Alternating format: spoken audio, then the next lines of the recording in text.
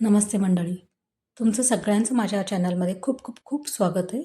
चला मग बघूया आज काय आपण केलेलं आहे. जवसाची चटणी. जसं की तुमच्या सगळ्यांना माहिती असेल की जवस हे केसासाठी आणि स्किनसाठी खूप चांगलं मानलं जातं. कोबीची भाजी चण्याची डाळ घालून केलेली. शक्यतो आपण कोबीची भाजी ही पिवळी बनवतो, म्हणजे हिरवी मिरची टाकून.